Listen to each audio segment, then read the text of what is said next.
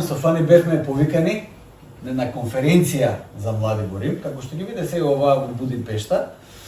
Имаше многу млади таму, околу 600-700, може би повеќе имаше млади тинејџери таму.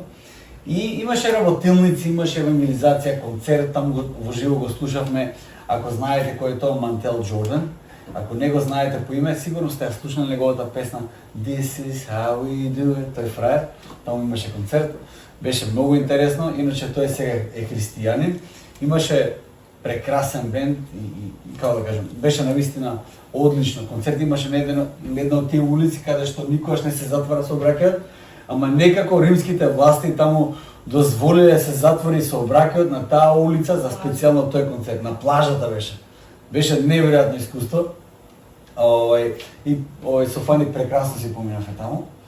2017 година за нас беше 10 годишнина од нашиот брак. Бидејќи веќе бевме во Рим, одлучивме да останеме уште неколку дена да си прославиме нашата годишнина и беше едно од тие патувања на кои најубаво си поминавме. По еден убав сплет на околности, ние можевме да останеме малку повеќе и да видиме не се, ама голем дел од тие историски работи кои Рим ги нуди. Го посетивме Колосеумот, беше прекрасно да се види тоа место таму, стариот град го видовме, видовме една капија огромна, која е 2000 години стара, на која имаше клуч и таму пишуваше дека се уште клучот работи, се уште функционира бравата, значи направено за да трае. Седевме на шпанските скали таму, јадевме сладолед и беше убаво. Ја посетивме прекрасната Треви фонтана, таа многу позната фонтана е. Имаше тројца полицајци таму стално беа. И ако видат дека некој вака малце ќе се подбра, свирче беге, на никој не дават. Така да беше многу интересно. Го видовме музеот на Ватикан, црквата Свети Петар, црквата Свети Павле. Тоа што кај нас е Стоби и Хераклеја, знаете овие историските места, таму се уствари секојдневни згради кај што се уште бизнис се прави во нив, се живее во нив, се богослужи во нив. Значи, едно такво место. Рим е прекрасен град, навистина. Ако денес отидете во црквата на Свети Петра, во плоштадот таму каде што папата обично држи говори, ќе видите едно архитектонско чудо, украсено со сите можни драгоценности кои овој свет може да ги понуди. Внатре е ова Систинската капела со прекрасните цртежи на Михеланџело, прекрасно. Исто така, ако отидете во црквата на Свети Павле, која е настрана од центарот на Ватикан, се наоѓа на место каде што се предпоставува дека Павле бил убиен, и ќе влезете во таа црква и гледате, тоа е како еден мал рај во хаосот и бучават на Рим. Прекрасно место. Трева, црквата внатре, што да ви кажам, прекрасна. Гледајќи го сето тоа, лесно може да заборавиме како всушност изгледаше првата црква. Ќе отидете таму и сикате, па тоа е црквата, тоа е историјата. Иако сето тоа што може да се види е прекрасно и драгоцено, вистински убаво наследство е тоа на црквата. Сепак има нешто повредно, пошто црквата треба да копнее. Денешната тема е дела 29 глава. Јас кога ја праќав темата за Ребека да дизајнира, века чекај Живко, нели дела апостолски има 28 глави. Јас бев, yes, that's the point, тоа е стари поентата. Затоа што таа книга, верувале ли, тоа не е завршена книга. Тоа е завршена книга во форматот кој ние денес имаме. Но црквата не завршува со дела апостолски 28 глава. Мисијата и црквата продолжува понатаму. Ние овде сме дел, продолжение на таа иста тема која се наоѓа во Библијата. Ние сме продолжение на таа заедница која се наоѓа во Библијата и тоа е прекрасно создание. Крајот на дела апостолски, тоа всушност е самото име на книгата дава објаснување за што се работи. Тоа се делата на апостолите кои Исус ги одбра откако Исус се вознесе. Тоа се делата која таа книга ги опишува. Во дела апостолски јас можам да видам еден друг раскош и убавина на црквата кој можеби не бил толку видлив во првиот век, онака како што сега може да се види во Рим. Црква чие богатство не било во нешто што е распадливо, туку црква која собирала небесно богатство. Во центарот на вниманието на велелепната градба на црквата на апостол Павле, ако отидете се говорим, стои еден железен оков, отприлика волко долг, скриен позади блиндирана и стакла да не се оштети, да не се украде и така натаму, за кој се верува дека е оков со кој апостол Павле бил врзан за војникот кој требало да го чува, бидејќи, знаете, апостол Павле уствари неколку години поминал во Рим во куќен притвор.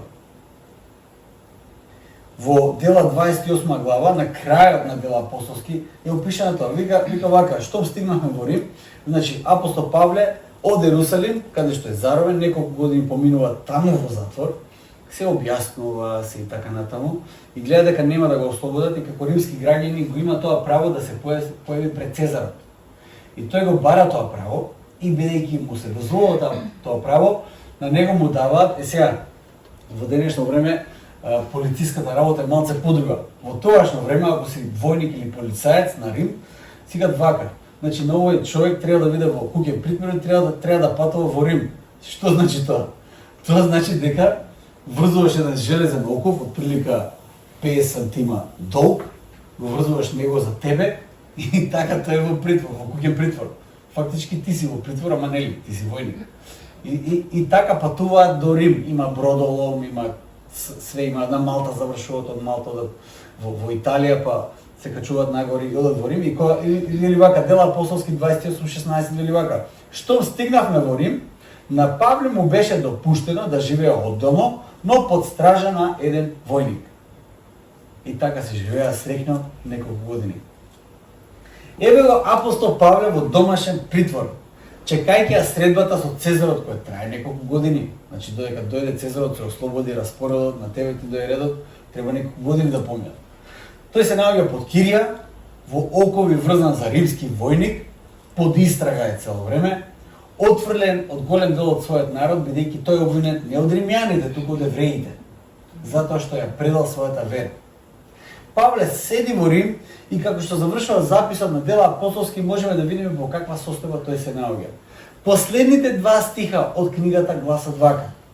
Павле остана таму цели 2 години, во посебно најмена куќа и ги примаше сите што доаѓаа кај него, проповедајќи го Царството Божие и учејќи за Господ Исус Христос наполно слободно, и никој во тоа не го спречуваше. Така завршува дела апостолски. Ќе се навратиме во текот на проповедта да видиме што тоа значи во тој момент. Апостол Павле имаше богатство поголемо од сите можни украси кои красат црквата посветена на него во Рим. Сега ако отидете во црквата апостол Павле во Рим, тоа е едно прекрасно здание. Со сите тие мозаици, со сите тие слики нацртани. Тој раскош, верувам дека премногу злато има во таа црква, не знам што се нема. Но апостол Павле имаше богатство кое беше 100 пати, милион пати позначено од тоа богатство со кое е украсена црквата во Рим сега. Тој мал изнајмен дом на апостол Павле во Рим светел далеку повеќе од велелепната градба која сега е украсена неговиот гроб. На апостол Павле имал нешто нераспадливо.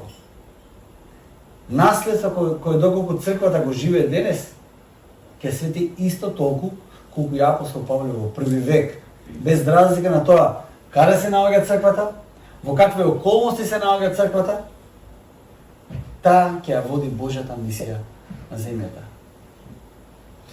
Што наследуваме од првата црква како начин на живење и дејствување во светот? Кои се тие некои скапоценности, драгоценности кои нам ни се потребни за да ја пишуваме таа 29 глава на дела апостолски? Што е тоа што црквата го има? Кои се тие драгоценности кои мореме ние да ги имаме и денес?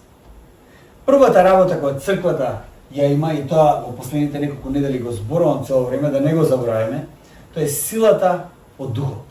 Силата од духот, тоа е првата работа. Не сте почувствувале немоќ во животот, се додека не сте биле под некој духовен притисок. Ако сте биле под некој духов, ако сте во мисија, знаете, духовниот притисок не се чувствува ако не сте во некаква мисија. ако не живеете свет живот. Немате апсолутно никаков духовен притисок. Тоест, имате духовно охрабрување да се пуштите во што е да е во овој свет. Како што вика апостол евангелистот Јован, во похотите на светот, во гордоста на светот. Тоа е како, и тоа јас го нарекувам во лер, кога ќе пуштите во лер колата. Тоа е во мега брзина. Значи, може да давате газ колку сакате, колата никаде не оди. И може да ја буткате кај сакате. Тоа е поентата. Кога ќе ставите веќе во прва брзина, веќе моторот, целата енергија на колата се пренасочува кон деловите кои придвижуваат колата на некаде. И животот без Бог е како живот во лер. Едноставно нема никаква сила. И знаете што? Нема никаков отпор. Ни од ветрот, ни од кривините, ни од инерцијата, ни од ништо нема. Едноставно колата се стои и може да се бутка на кај сака. Моментот кога веќе ставите во прва, втора, трета брзина, веќе имате отпор од ветрот, отпор од сите тие физички закони и треба многу енергија за таа кола да се бутка нанапред и да оди. Отприлика така и во духовниот живот. За духовниот живот да се живее вистински христијански, Христовиот живот во нас да се оствари, потребна е сила од озгора. И тоа Господ Бог многу добро го знае. И тоа Исус уствари го ветува на црквата. Во Дела 1:8, тоа што Ребека го прочита на почетокот, вели вака: но ќе примете сила од Светиот Дух, кој ќе слезе на вас и ќе ми бидете сведоци во Ерусалим и во цела Јудеја и Самарија и се до крајот на земјата. Читајќи и овие зборови на Исус, токму во книгата Дела апостолски, тоа служи како содржина на книгата. Првин, навистина, Светиот Дух се спушта во Ерусалим, така, и мисијата нивна е Ерусалим, после мисијата се проширува во Јудеја, па Филип, евангелистот Филип оди во Самарија, и на крај го гледаме апостол Павле како е опишан дека оди во Рим. За првата црква доаѓајќи во Рим, значи отворена врата да се оди до крајот на земјата. Но тоа можеле апостолите да го прават само со силата која произлегува од Духот, никако поинаку. Кога почнувавме црквата во Аеродром и кога размислив за тоа што се е потребно да се отпочне црква од почеток, јас никош во животот немам почнато црква.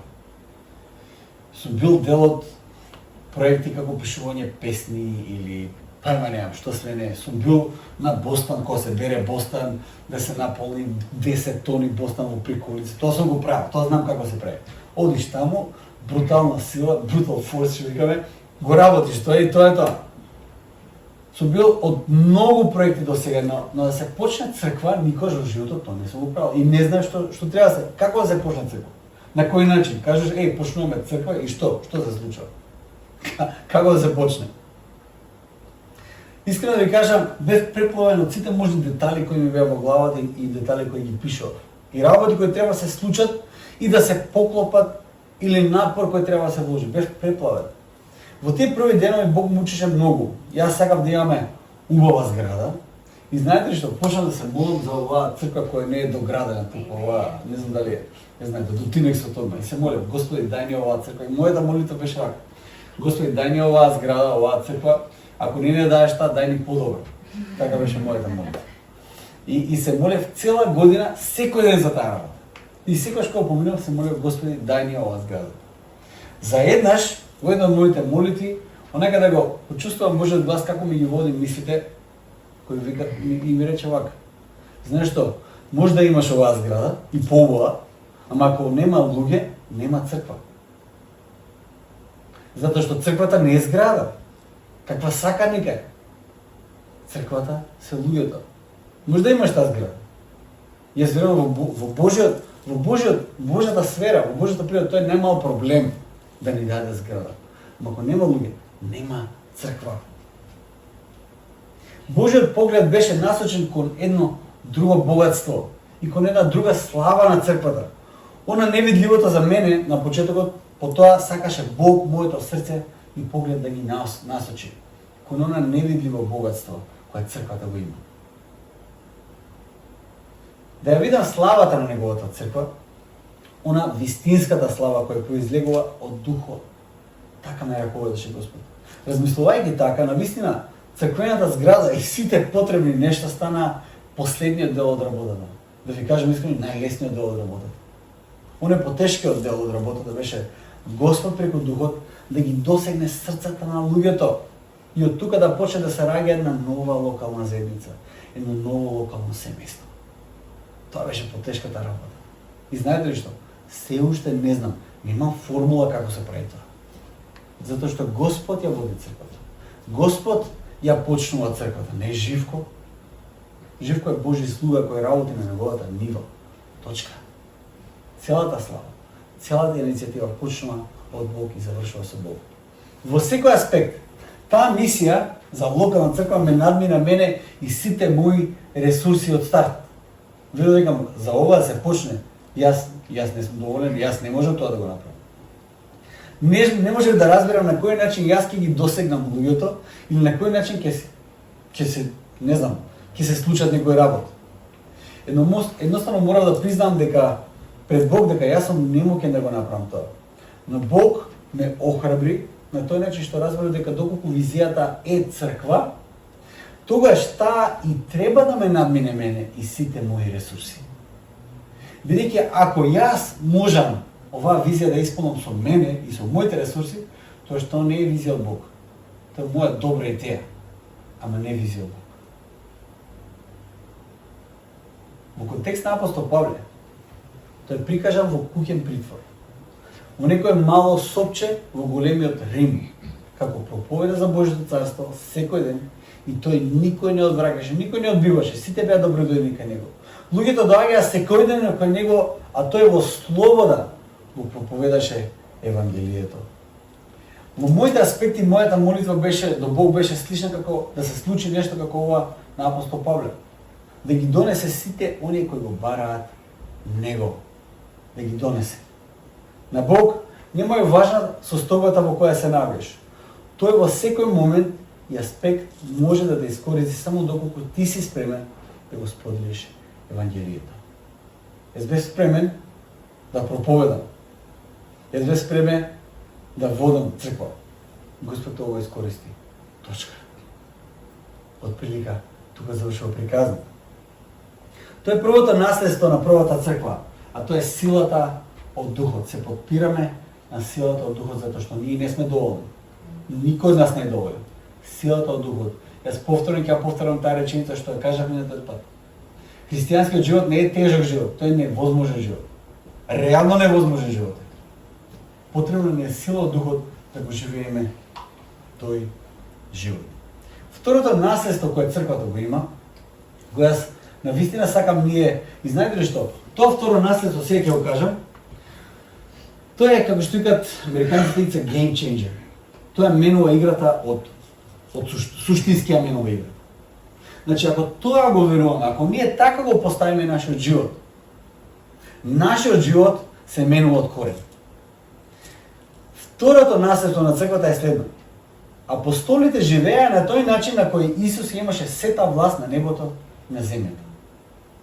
Знаете ли што? Го читаме тоа во Матеј 28 глава и вели вака, 28:18. А Исус кога се приближи проговори и рече: ми се даде секаква власт на небото и на земјата. Многу важно прашање, дали јас тоа го верувам вистински? И не само верувам. Дали јас тоа го живеам вистински? Како Исус да има сета власт на небото и на земјата. Што значи тоа? Исус, кога првата црква зборува за Исус, тие кажуваат дека Исус е нивниот цар и дека Исус е нивниот спасител и дека Исус е нивниот господар. Тоа знаете ли за кој се кажувало? Тоа се кажувало за Цезарот. Кога Цезарот Август доаѓа на власт, татко му е убиен, а он доаѓа на власт, тој ги прекинува сите тие војни, го склучува пакт со Романа, примирието, за сите, тој наместо да насочи политиката на освојување, тој вика дај да го збогатиме народот се.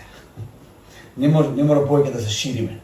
Доволно имаме територија, доволно е големо Римското царство, дај сега да ги раселиме римјаните на сегаде помалце, каде што се сиромашните и таму да дојде просперитет, да склучиме мир и така натаму. Тоа се вика пакс Романа. Тоа е малце покомплексно е тоа, но отприлика тоа се случува. Генералите тој ги пензионира, им дава им дава земја, да работат, да не војуват, туку да работат и носи некаков мир во Римското царство. И кога луѓето го поздравуваат Цезарот, ти му викаат Хайл Цизар, нешто оно, или го викаат Спасител, затоа што ги спасил од војните, ги спасил од поробувачите, и го викаат Врховен Господар. А веќе во Блискиот Исток, каде што знаете, Римското царство било многу различно на повеќе места, во Блискиот Исток веќе тој се слави како Бог. Додека бил жив, го викале Божи син, многу слично, нели, за Исус. Ако го умира, тие кажуваат тој дефинитивно беше Бог. Да се каже во први век дека Исус е спасител, тоа значи да се каже дека Цезарот не е. Тоа е политичка изјава во први век. Што мислите зашто христијаните биле прогонувани? Во тој период таа изјава, како што кажа, била политичка изјава. Во денешно време ние сме соочени со начинот на живот во кој имаме крајно поделени работи, кои всушност никогаш во црквата не може да бидат поделени. Ние денес имаме голем предизвик нашата тајна и приватна вера да живееме јавно. Страшен притисок. Сега твојата вера е тајна и приватна и таму во ќошот ти си го славиш твојот Бог, си во ред. Моментот кога ти стапуваш и твојот живот станува јавен, твоите вредности стануваат јавни, твојата вера станува јавна, ти стануваш чуден. Што ти е на тебе, човече? Си претеран. Верата во која Исус не повика како прво никогаш не е наменета да биде тајна и приватна. Никогаш. Посебно христијанската. Од самиот почеток, како што кажа, апостолите Исус го нарекува спасител. Како да кажеме, Исус е мојот председател и премиер. Од прилика тоа го живеат христијаните во први век. Само што има многу поголемо значење. Затоа што Цезарот во тогашно време бил апсолутен владар. Апсолутна власт бил. Сега ние живееме во демократско општество. Во тогашно време нема демократија. Нема избори за да го смениме Цезарот. Не постои тоа. Цезарот е апсолутен владател. И ако се појави некогаш, ако сте читале било што за Римското царство, кои игри се играле таму за кој да е наследник на престолот и така натаму, ќе видите какви игри се имало таму. Игри на тронови, не сум гледал, ама вода може да ја носи. Затоа што седат целата таа химија која се користи жените во семејството на Цезарот. Тоа што да ви кажа, притисок за кој да биде наследник. И знаете ли што? Ако пред време се појави некаков потенцијален наследник, е малку поразличен од Цезарот, веројатноста е голема дека тој ќе умре. Кајде? Зашто Цезарот е доживотен владател. Тој ќе може да го избере својот наследник додека е жив. Ако се појави било кој конкурент за неговото место, тој мора да умре. Или Цезарот ќе умре, или тој ќе умре.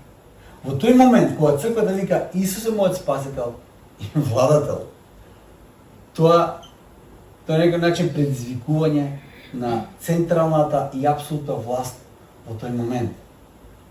Првата црква живее како Исус да има целата власт и на небото и на земјата. Тие тоа всушност го верувале и го живееле. Животот во кој Исус нас не повикува да живееме никогаш не бил живот во таинство или живот сокриен. Ако се сеќавате на Христовите зборови, јас сега ги прочитам во Матеј 5 глава, 14 до 16 вели вака: Вие сте светлината на светот. Слушате кои збори Исус го користи? Светлината на светот. Не може да се сокрие град што се наоѓа на врв планина. Ај обидете се на мол. Да сокриете град кој се наоѓа на врв планина. Во први век, кога немало струја, улично осветлување, Исус вика тогаш не може да се сокрие град. Но камо ли денес? Ако летате со авион, една од моите најубави гледки, кога летам со авион, кога ќе погледам надоле, вечерно време ми е убаво да ги видам градовите како се живо свети. Облаците се до градот. Много интересно. Сокри го градот, обиди се да те видам. Дали може да го сокриеш градот? Исус ги користи тие зборови.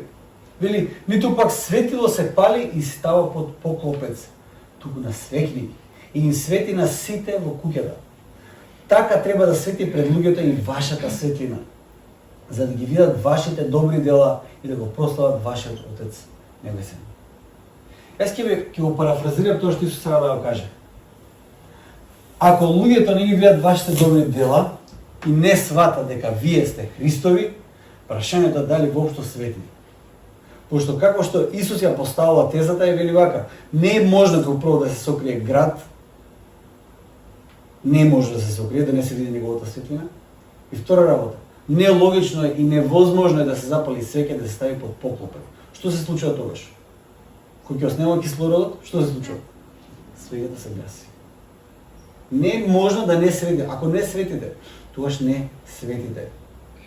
Христовиот живот за нас е светлина. Светлината не може да се сокрие колку и да сакаме да ја сокриеме. Исус не само што не ни вели да ја сокриеме светлината, туку не охрабрува таквиот живот да го ставиме во центарот на нашиот живот, во центарот на нашето живење, за секој да може да ја види таа прекрасна светлина кој преузлегува тој живот. Не на таква политичка изјава не повикува Христос. Тој не повикува на крстоносни војни, да се разбереме. Христос не повикува на крстоносни војни, во кој политички ќе се пресметуваме со царството од овој свет. Туку на живот преку кој ќе свети светлината од неговото царство. И да живееме на начин тоа да биде најважната работа во животот. Ништо друго не е важно. Во контекст на апостол Павле, тоа значеше окови кои завршија со смрт. Апостол Павле својата лојалност и светост не ја базираше на тоа каков третман ќе добие од луѓето во овој свет, туку живееше на начин на кој признаваше дека сета власт му припаѓа на Исус Христос, без разлика на тоа што му се случува сега и во овој момент на него. Целата власт му припаѓа на Христос, без разлика на тоа што се во окови, целата власт му припаѓа на Христос, без разлика на тоа што ќе умре. Исус има сета власт, на тој начин живееме. Секако, тоа не значи дека јас и тие имаме сета власт. И тоа мора да го разликуваме. Христос има сета власт, не јас и ти. Ние се уште сме помеѓу вознесението Христово и повторното доаѓање Христово. Ние сме повикани да го живееме Царството Божјо овде на земјата. Живејќи го Царството Божјо на земјата, ние изјавуваме дека Христос е центарот, Христос е апсолутниот владател на нашиот живот. Тоа можеби не ви се допаѓа сега кога ќе ви кажам дека треба Христос да биде ваш господар. Не знам како звучи тоа. На слободниот човек, постхуманизмот, тоа звучи не гуши. Наставно не можеш да си помогнеш да кажеш чекај малци се, кој ќе владее со мене. Јас сум слободно битие. Јас морам да ја одржам мојата слобода. И тоа е така. И Христос никош нема да ти ја одземе слободата. Ти секогаш и во секој момент можеш да му кажеш не на него. Како што има избор Адам и Ева на почетокот, имаш и ти денес. Ништо не се менува по тоа прашање. Секој има слободен избор. Но секој од нас на крајот на денот служи на некого. Дали тоа ќе биде Христос, или ќе биде твоето јас, или ќе биде некој друг господар, секој од нас служи на некого. Хуманизмот служи на човекот. Хуманизмот во крајни граници станува абсурден. Кога се бориме за крајни човекови права, едно од тие работи е најнеразбирливото е, да кажеме, абортусот. Кога се бориме за правото на човекот, жената, а го занеморуваме правото на некој друг. Тоа е хуманизмот во крајни граници. А што е Царството Божие? Како изгледа Божјото царство? Во Римјаните апостол Павле дава еден многу краток коментар и дефиниција кој е Царството Божие. Вели вака, во Римјаните 14:17. Царството Божие не е во јадењето или пиењето. Апостол Павле сега да каже, во ниедно од тие задоволства кои нас не прават задоволни физички, во тоа не се наоѓа Царството Божие. Дали тоа е некакво вежбање, атлетика, не знам, одржување на телото, дали тоа е некаква забава, дали тоа е некакво јадење, пиење, што и да е во контекст на телото, ова што сега го имате, во тоа не се наоѓа Царството Божие. Но вели, Царството Божие е во праведност и мир и радост во Светиот Дух. во тоа царство Божјо. Праведност, мир и радост во Светиот Дух. Се прашувате што е царството Божјо? Тоа е праведност, мир и радост во Светиот Дух. Без разлика на тоа што се случува сега околу мене и на мене, во Светиот Дух, во вистинското место на власт во кое припагам јас, сум повикан да ја уживам и живеам праведноста, мирост и радоста која ја имам во Светиот Дух. Без разлика на околностите, јас сум слободен да бидам Христов, бидејќи таму е моето примарно припаднешто. И бидејќи пред да бидам граѓанин на Македонија, јас сум граѓанин на неговото царство. Имаме двојно граѓанство. Граѓани на Македонија, тука сме родени, тие што сме родени тука, но сме државјани на небесното царство, на кое мене ме дефинира најмногу е небесното државенство. Тоа може да се види во самиот заклучок на книгата Дела апостолски. Видите што се случува. Иако Павле беше во окови, значи Павле е заробен, врзан за римски војник, значи не може да иде ни до веце, како што треба со години. Тоа е неговата казна, страшно. Слушате како завршува целата книга Дела апостолски. Вели вака, Павле остана таму цели 2 години во посебно најмена куќа и ги примаше сите, така? Што доаѓа кај него. Вели вака, проповедајќи го царството Божјо и учејќи за Господ Исус Христос, и слушате евангелистот Лука што пише тука? Наполно слободно. Евангелистот Лука не мора да ги стави тие зборови. Проповедајќи го царството Божјо и учејќи за Господ Исус Христос наполно слободно и никој во тоа не го спречуваше. Апостол Павле беше во окови, па да, можеби како римски граѓанин, ама како Христов и како граѓанин на небесното царство тој беше наполно слободен. Наполно слободен. Сега Павле бил можеби има двојна личност.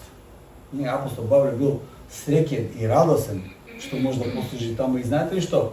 Ако читате во Филипјаните, во посланието до Филипјаните го пишува тогаш кога е во тоа заробеништво таму во Рим. И тој е радосен што може тие окови на него му дадоа пристап до царската палата, до палата на Цезар. Таму кај што никој не може да проде. Апостол Павле е таму и таму го проповеда евангелието. Како граѓанин на Рим, тој беше во окови, но како граѓанин на небесното царство, тој беше наполно слободен. Тој оживаше Христовата праведност, Христовиот мир и радост во Светиот Дух, без разлика на оковите, болесите и што ли уште не.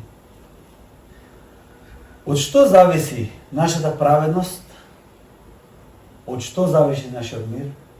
И од што зависи нашата радост? Од што зависи твојата радост? Вие размислете сега во овој момент. Од што ти зависи радост? Од околностите? Од некој однос? Од работата? Од парите? Од тоа дали си слаб или дебел? Од што ти зависи радоста? Од некоја љубов? Од што зависи твојата радост? Од што зависи твојот мир? Кога ќе добиеш мир? Кога сите околности ќе се погодат на право место, тоа ќе добиеш мир. Кога ќе почувствуваш дека живееш во праведност? Кога се на твојата листа за желби ќе се исполни?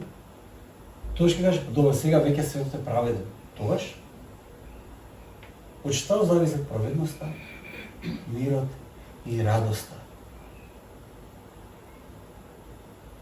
Новозаветно, сите тие работи треба да ги најдеме во Светиот Дух, во силата на Светиот Дух. И знаете што таму е Царството Божјо. Тоа е едно од тие наследства кои црквата ги има и никој друг. И третата работа. Во големото послание кој Исус го дава, во Матеј 28:19, Исус своите зборови ги затвара на следниот начин. Вели вака, така одејќи, направете ги сите народи мои ученици, крштевајќи ги во името на Таткото и Синот и во Светиот Дух, учејќи ги да пазат се што сум ви заповедал. Кога зборуваме за нас, ние често пати се сметаме за верници. Се ослушаме да е збор. И кога се фалиме со некој или со себе си и кажете, ова е голем верник. Или јас знаеш како верник сум, јас знаеш колку верувам, човече. Ние сме големи верници. Ќе ви кажам искрено, Исус никогаш во својата визија немал намера да прави верници. Никогаш. Никогаш. Да се припаѓа на Исус не значи да се биде верник, верувате ми. Да се биде верник во таа модерна смисла на зборот е најголемиот промашај кој црквата може да го направи. Тој нам ни рече да правиме ученици. Ученици. Тој веќе друг муавет.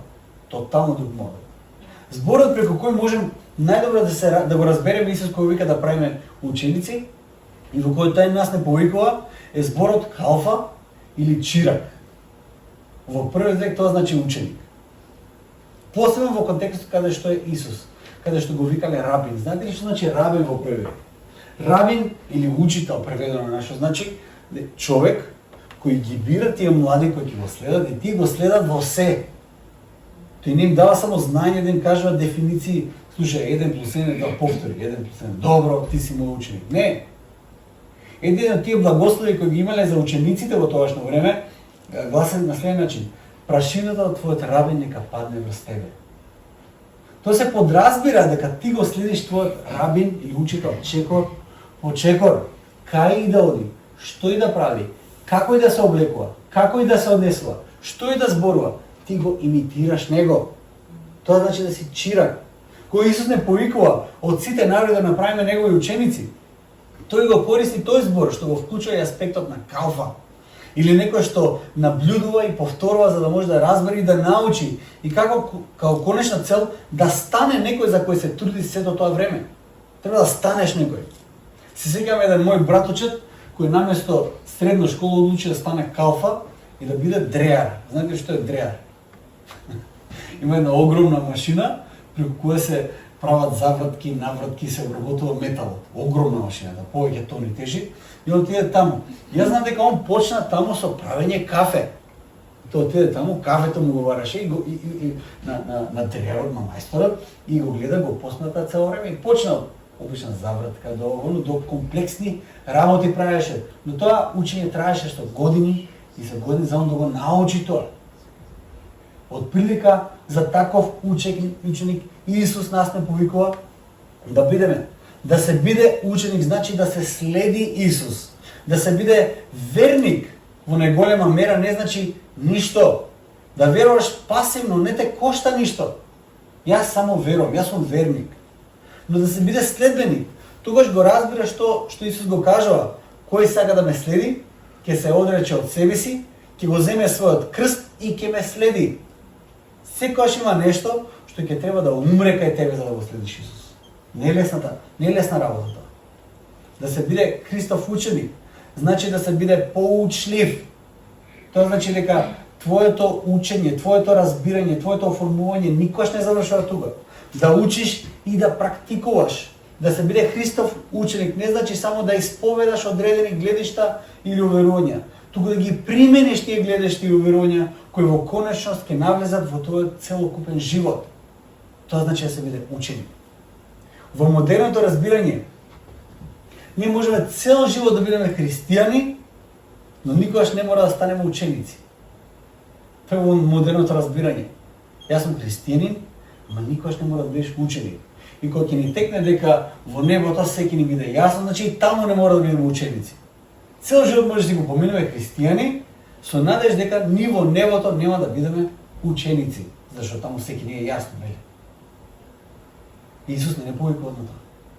Воопшто. Откако, но според новозаветното разбирање, таквото припадништво не постои. Ниту Исус го замислил за црквата. А каква е тогаш црквата? Каква црквата треба да изгледа? Откако ние ќе станеме ученици и ќе им помогнеме на другите да станат ученици, тоа се подразбира иначе, Христови ученици, а не наши, тогаш може да се дружиме во секојдневното, во секојдневието, во Божјото надприродно присуство на земјата, создавајќи нова заедница која никогаш порано не била видена на земјата. Тие ученици се неговите повикани, тоа е неговата еклесија, тоа е неговата црква. Нивното чекорење на тие ученици е веќе на небото, затоа што небото е видливо и активно каде и да чекорат тие ученици. Филипјаните 3:20 вели вака: нашето жителство е на небесата, од каде што го очекуваме и Спасителот, нашиот Господ Исус Христос. Каде и да чекорат Христовите ученици, таму е небото. Каде и да чекорат Христовите ученици, таму е небото, затоа што каде и да чекорат Христовите ученици, таму треба да биде Христовата праведност, Христовиот мир и Христовата радост. Што носиш со себе кога чекориш на земјата? Што носиш со себе? Крајно незадоволство од политичката ситуација? Крајно незадоволство, разочарано затоа што се луѓе ќе не пишат бугари? Или крајно незадоволство ради платата? Или што и да е? Што е здраве? Не знам, што и да е. Што носиш со себе кога чекориш на оваа земја? Дали носиш праведноста, мирот и радоста која доаѓа од Духот? Или носиш нешто друго? Затоа што каде да чекорат Христовите ученици, таму е небото. И знаете што? Јас сум го почувствувал тоа кај некои луѓе. Кај некои луѓе, кога седам со некои луѓе, имам чувство како да се наоѓам во небото. Така се чувствувам. Седам со тој човек. Го чувствувам тоа Божјо присуство. Не ради него, ни затоа што он зрачи од нешто, туку Христос зрачи преку него. И тоа сум го почувствувал. И тоа се чувствувам многу мал. Многу мал. До тој момент можеме мислеме дека сум прилично добра личност. Супер човек. Седиш до тие личности кои ништо посебно не кажуваат за себе. Ништо посебно не прават. А ти се чувствуваш како да си веќе во небото. На тоа сме повикани. Но до тоа се доаѓа само ако ние сме ученици Христови. Бидејќи само тогаш ние ќе можеме да го живееме тој живот во кој Христос нас не повикува. Најважното ветување дека Христос ќе биде со нас преку Светиот Дух. Да бидеме наследници на црквата значи да преку силата од Светиот Дух живееме со Христос како наш Господ кој има сета власт на небото и на земјата, уживајќи ја праведноста, мирот и радоста кој ги наоѓаме во Духот. И таквиот живот ќе произлегува само од положбата во која ние сме Христови ученици кои прават Христови ученици од сите народи. Само како Христов ученик можеш да ја уживаш полнотата на Христовиот живот. Поинаку не може. Можеме читаш за тие благослови кои се во Новиот Завет, читаш сведоштва некаде и сакаш ти да ги имаш. Не може ако не си Христов ученик. Тој како на колата да ставиш вода и да очекуваш да оди. Нема да оди. Ќе оди ако ја ставиш соодветно гориво. Така и со Христовиот живот. Ќе биде Христов живот, ќе биде Божјото царство на земјата само ако си Христов ученик. Тоа е најважното наследство на црквата. Да бидеш Христов ученик. Само како Христов ученик ти си со двојно државенство. Пред се со небесно државенство. Тоа е голема привилегија. И ако имаш небесното државенство, сите други државенства на оваа земја стануваат секундарни, да не кажем ирелевантни, верувајте ми. Ослободени се чувствувате. Само како Христов ученик, а не како верник, ти можеш да ги уживаш праведноста, мирот и радоста во Светиот Дух, тоест Царството Божјо на земјата. Јас искрено се надевам и моја молитва е, сериозно мислам тоа, да каде и да чекориме било кој од нас, каде и да одиме, луѓето да го гледаат тоа како небо на земјата. Да не доживеат како небото на земјата. Да не доживеат како праведноста, мирот и радоста кои се небесни, а сега се присутни овде на земјата. Само така ќе правиме ученици. Не преку аргументирање, кој е во право. Тоа нема никој да придобие. Единствено, тоа е искуство на небото на земјата може да да расте црквата. Да биде вистинско заедништво. Ајде така и да живееме. И пред се мора да бидеме Христови ученици. Божиот збор, молитвата, заедништвото, плодот на Духот. И затоа ќе зборуваме многу посебно втора половина август, септември и октомври, кој ќе имаме еден висински период во кој ќе зборуваме за црквата, за кој е нашиот идентитет и како треба да видиме ни црквата. Но тогаш, кога минете малце време со Божиот збор, нека Божиот збор ве менува. Не сте ни свесни колку неколку минути со Божиот збор може да го промени вашето срце, во Божиото присуство. Ајде се молиме за тоа. Татко наш небесен, Ти благодарам за Твојот повик да бидеме црквата, да бидеме Твојата заедница на земјата, да бидеме присуство кое ќе се манифестира, Твоето присуство ќе се манифестира преку нас. Татко наш небесен, Ти благодарам за се што Ти си ни дал, да може да растеме во тој идентитет. Татко небесен, поучи не, помогни да станеме Твои ученици, Господи.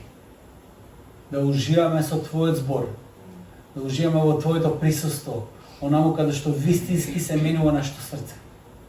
И Господи, нека таа промена влие на целата заедница во која се наоѓаме. Татко ме помогни да бидеме светлината на светот. И ништо да не натера да се откажеме од таа работа. Туку вистински да бидеме светлина на светот. Да светиме за луѓето да го прослават нашиот небесен Татко.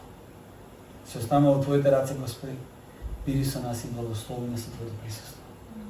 Амен.